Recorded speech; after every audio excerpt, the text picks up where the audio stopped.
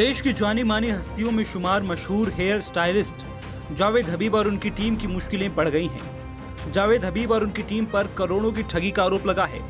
संभल के रायसत्ती थाने में 20 से ज्यादा मुकदमे दर्ज किए गए हैं, जिसमें 150 से ज्यादा लोग फंसे हुए हैं।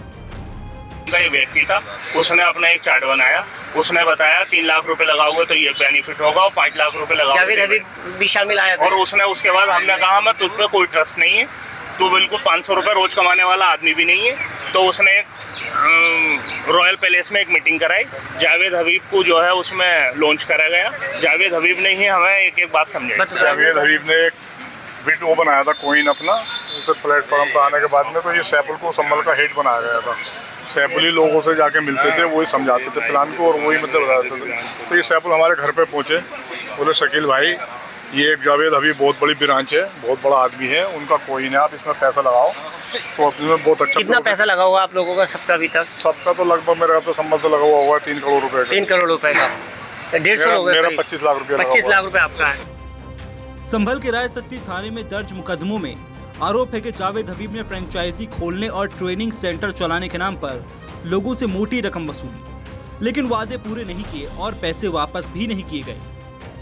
2,20,000 रुपये लगाए थे मैंने, और मैंने एक क्रेडिट लिया था बैंक से, लोन लेकर लगाए थे। ये सैफुल करके बोल रहा था जावेद हबीबी की कंपनी है, वो ब्रांचें खोल रहा है संभल में भी, द्वारका में भी।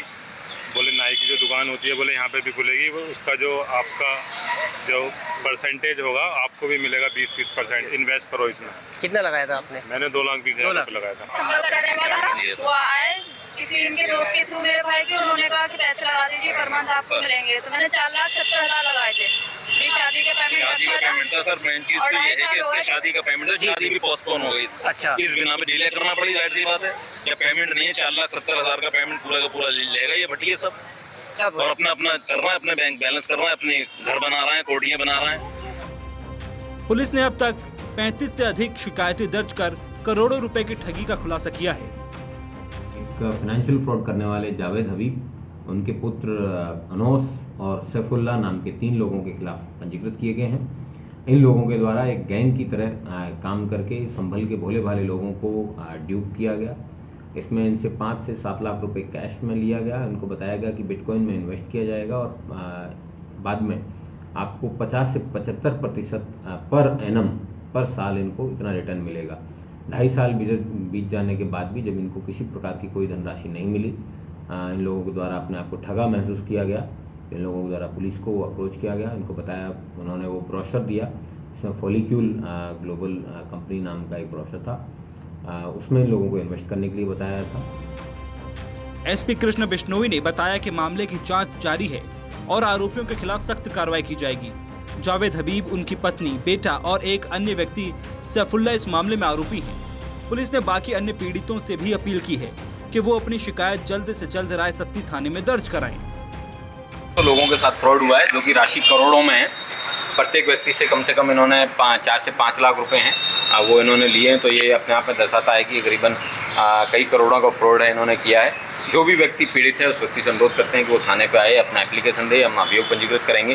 वर्तमान में जो मुकदमा लिखा गया है उसकी इन्वेस्टिगेशन के लिए आईओ को निर्देश दिया गया है कि समय रहते इसमें इन्वेस्टिगेशन कंक्लूड करें और जो अक्यूज़ड हैं उन सबको बुलाएं, उनसे पूछताछ करें, उन्होंने पैसा कहाँ इन्वेस्ट किया है, कहाँ लगाया है और कैसे इन इनोसेंट मासूम गरीब लोग हैं जिनके पैसे इन्होंने पाई इकट्ठा करके उसको दिया है, उसका इन्होंने लूटा है, उसको वापस में इनको जिस लूट को है वापस जनता को कैसे दिलाया जाए इसके प्रयास किए। जावेद हबीब के निवास पर भी नोटिस चस्पा किए गए हैं। फिलहाल ये मामला आगे कैसे बढ़ता है, जावेद हबीब और उनकी टीम पर क्या कार्रवाई होती है, सबकी नजरें इसी पर टिकी हुई हैं।